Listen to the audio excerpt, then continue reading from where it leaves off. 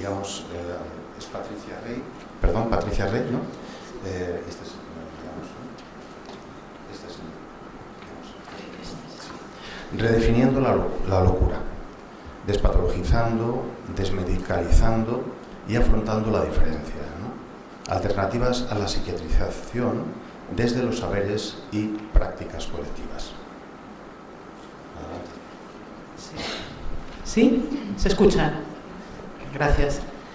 Bueno, pues buenos días y muchas gracias por la invitación, por la presentación también y sobre todo, bueno, la organización de las jornadas por especialmente acercar los saberes profanos a la universidad. Me gustaría comenzar explicando que el esqueleto, el título, yo también voy a leer, voy a procurar que no hacerlo muy aburrido, pero voy a leer. El esqueleto, el título y una parte de lo que os voy a compartir hoy tiene su origen hace unos pocos años y ha ido moldeándose durante el transcurso de una serie de intervenciones para las que procedo a ir revisando, repensando y reelaborando periódicamente los contenidos y dándoles quizá otra forma y tal. Ante la invitación a esta mesa recibo una propuesta de Silvia Parravera, junto a quien de un tiempo a esta parte vengo sosteniendo un diálogo y articulando una reflexión conjunta que se han ido desgranando de forma intermitente en distintos espacios de colaboración. Su idea era aplicar en este caso la misma fórmula, debatir, discutir y compartir nuestras contribuciones individuales, estableciendo nexos y buscando contrastes también, de forma que puedan cobrar consistencia y ofrecer una mayor perspectiva puestas en conjunto. Aludo a estos antecedentes porque, aunque en gran medida la esencia de la exposición se mantiene, una versión tras otra va sufriendo algunas transformaciones, entre las que obviamente tienen lugar las que están sujetas a las variaciones en la percepción o la evolución propia a través del tiempo. Pero el tiempo y el contexto, apenas me refiero a un lustro en el Estado español, han resultado factores determinantes que han ido mutando el sentido mismo, la intención o el significado de la comunicación de este manojo de ideas, sin que ellas sufran alteraciones o yo deba intervenir en modo alguno para ello. En su génesis reflejaban un anhelo y significaban únicamente una proyección. Respondían a la escucha de un momento en que comenzaron a bullir, discutirse y entretejerse de forma colaborativa entre algunas afinidades psiquiatrizadas en su mayor parte, que iban vinculándose y apoyándose, compartiendo aprendizaje, afrontando en común algunas brechas importantes como la digital o la idiomática en el recabo y la difusión de la información y comenzando también tímidamente a producirla. A este impulso le acompañó el arranque de una mayor participación en los espacios públicos de discusión, entre otros los virtuales y también algunos dispuestos desde ámbitos profesionales, en los que, aunque ocupados aún de forma incipiente y en debates que generaban un interés minoritario, iban teniendo lugar la formulación de argumentos y reivindicaciones. Se forjaban así entonces, en ese momento, desde la raíz del sufrimiento de un colectivo que comenzaba a tener noción de sí mismo y el objetivo común de elevar su voz disidente, los mimbres para la construcción de discursos, la organización, la elección de estrategias y el surgimiento de proyectos bajo una consigna: politizar su malestar. Hacer del sufrimiento psíquico algo compartido que tiene causas que los discursos médicos y el modelo productivo invisibilizan. Unirse y acompañarse en el dolor, resistir, luchar por el derecho de vivir sin opresiones, contribuir a la transformación social, oponerse a perpetuar una idea de normalidad de forma manifiesta, oponerse a la idea de que un sujeto que sufre o presenta diferencias es un sujeto débil o defectuoso, negarse a que dejar de ser considerado enfermo suponga adaptarse a una sociedad enferma o a un contexto enfermo, oponerse al capacitismo e intentar construir en común alguna otra forma de estar en el mundo, o al menos pequeños oasis. Encontrar brechas en un sistema hegemónico del que el paradigma psiquiátrico y otros destinados a disciplinarnos y organizarnos son cómplices o sustento teórico e ideológico, como sujetos que se resisten a la objetualización, cosificación, mercantilización, farmacologización, colonización, abuso y explotación de sus cuerpos y mentes. Tejer un pensamiento y una acción colectiva directa que permita ofrecer una respuesta activa y la posibilidad de fugarse de las propuestas de afrontamiento y soluciones individuales de corte neoliberal imperantes basadas en las necesidades del mercado que determinan toda nuestra existencia. A la persona que manifiesta experiencias inusuales, esa variante humana a la que hacía referencia Silvia Parravera en su exposición, se le impone desde los estados de las sociedades occidentales y los servicios de salud, lo quieran o no, incluso lo soliciten o no, y sin excepción, la perspectiva del modelo médico y el discurso psiquiátrico, anulando cualquier otra y también la narrativa personal.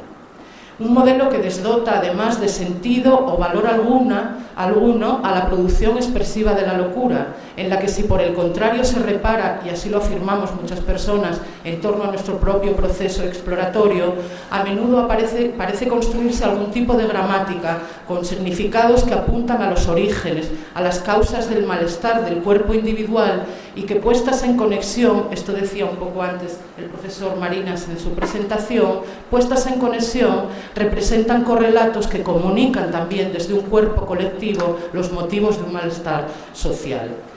Generalmente, la imposición del modelo psiquiátrico hegemónico y la negación de la escucha suponen algunas de las primeras violencias que sufrirá una persona en un proceso de psiquiatrización y cronificación, unida a la asignación de una etiqueta psiquiátrica determinada que se convertirá a todos los efectos de su vida en algo absolutamente determinante. Efectivamente, es posible que quizá nunca pueda librarse de ella y tampoco de las soluciones farmacológicas ni del maltrato social e institucional. Al menos no podrá hacerlo mediante un alta en los servicios públicos, como acabamos de escuchar. Cualquier otro organismo, institución o ley que la contemple entonces lo hará, a la persona me refiero, lo hará también bajo el enfoque de la psiquiatría y se sustentará en sus constructos, su ideología y sus prácticas. Los órganos judiciales, a los que a menudo se recurre o se apela para justificar ingresos involuntarios o para que intervengan imponiendo la obligación de medicarse o para operar tutelas y demás, y que prevé además responsabilidades penales para quienes se ocupan desde el ámbito profesional, son garantes de esta sujeción y control individual encadenado y verticalizado a través de relaciones de poder y opresión jerarquizada, en cuyo ejercicio de funcionamiento, pudiendo ser cuestionado en sí mismo desde una perspectiva de derechos humanos, se da lugar a su vulneración flagrante. Un paradigma en el que se construye un manicomio simbólico para la persona, cimentado en un imaginario colectivo que alimenta y que permite tolerar, normalizar y perpetuar la violencia y el maltrato hacia las personas consideradas locas. Salir de los manicomios individuales y reunirse en los patios comunitarios para poner en pie alternativas que dignificaran la locura y a las personas que atraviesan por la experiencia del enloquecer, redefinir la locura desde una perspectiva no cuerdista ni cuerdocentrista. Decía que estos discursos e ideas significaban anhelos y proyecciones que también yo contribuí a poner en marcha con la pretensión de agitar, de estimular procesos, promover cambios, y en eso consistía su vigencia. Pero en una inmensa parte su materialización nos parecía en general quimérica, suponía una inspiración para avanzar, pero imposible de pretender en plazos razonables. Sin embargo, en lo que hemos podido vivir comienza a desdecir esta previsión. En poco tiempo, la aportación en primera persona, entendida en un sentido amplio, gana, además de en visibilidad, en permeabilidad y solidez argumentales. Tiene lugar la transmutación de la impotencia colectiva en potencia de acción política, en una intencionalidad explícita de organizar la propia rabia, la ira, el sufrimiento y el malestar, compartiéndolo en torno a objetivos de transformación social y mediante la puesta en práctica de alternativas que reclaman otro pensar y otro hacer para afrontarlos, gestionarlos y paliarlos, pero también para visibilizar sus raíces, reclamando una escucha sensible y una corresponsabilización social en la cooperación, la deconstrucción de violencias y la construcción de comunidades más sanas y equitativas basadas en relaciones de interdependencia.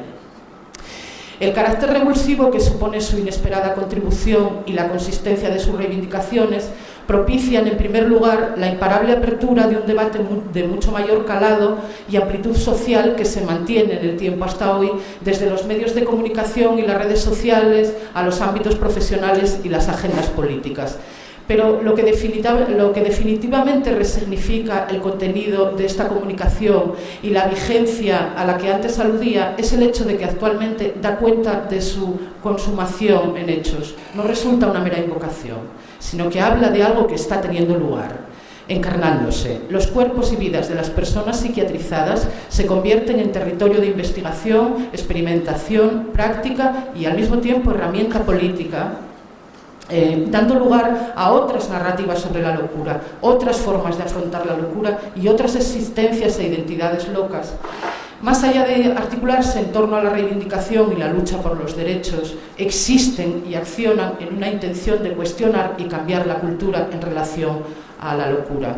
Sus presencias evidencian que ese otro pensar y hacer está siendo posible y está logrando impacto, impregnando diversidad de espacios y enriqueciéndose en experiencia, en coexistencia y empatía radical con otras luchas, diversidades discriminadas, colectivos oprimidos y precariedades con quienes teje alianzas, participa en discusión teórica y comparte herramientas. Existe ahora este nuevo contexto y en él tiene lugar la existencia de nuevas representaciones.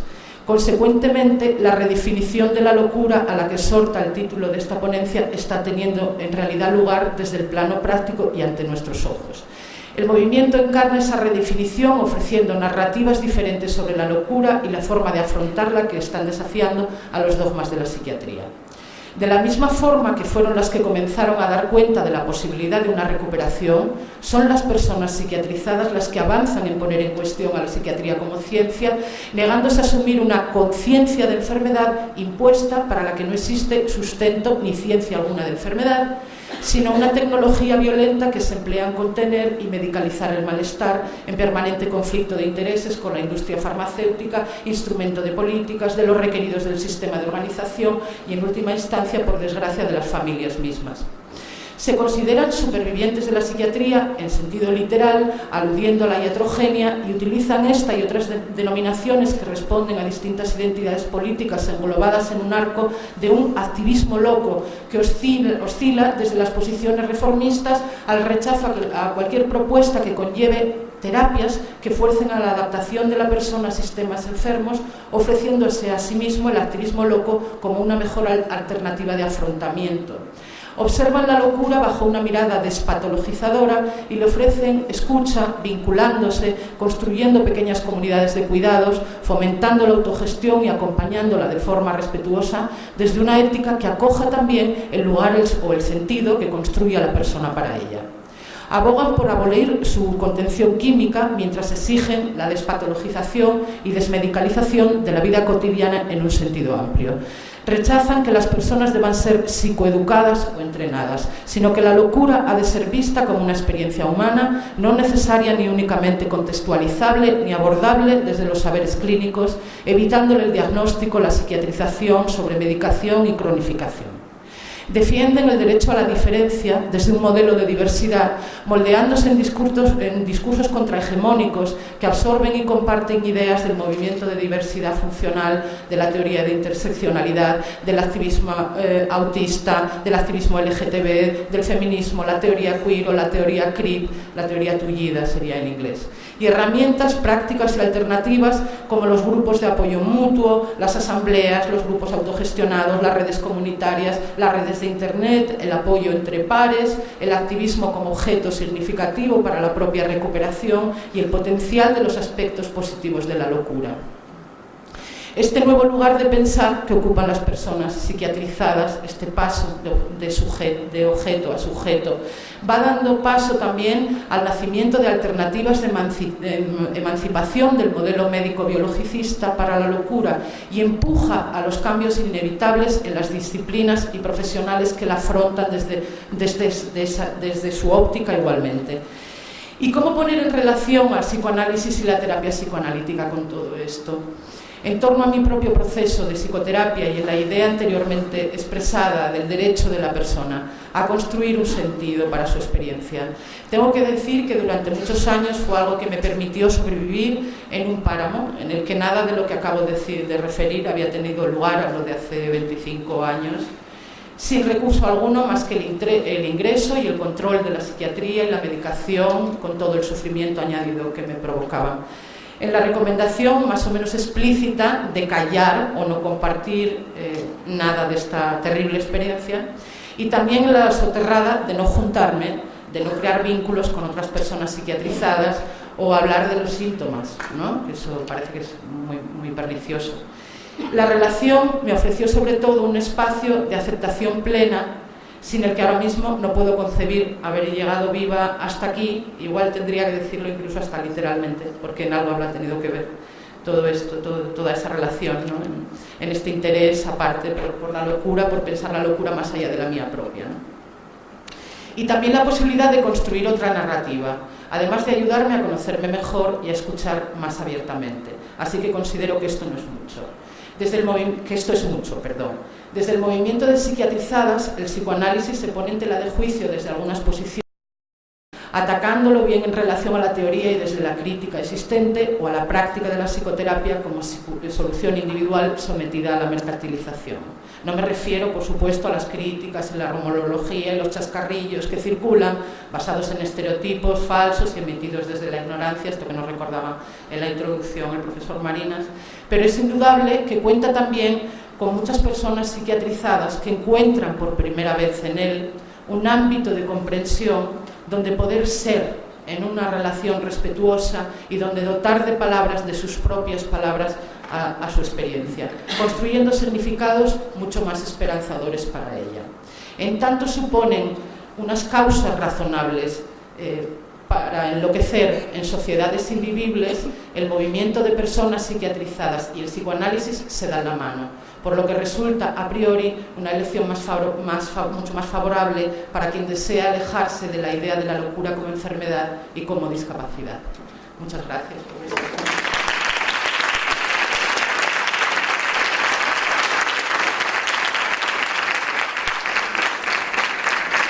Muchas gracias, Patricia. Yo creo que son otras perspectivas, otras alternativas, otra mirada diferente, ¿no?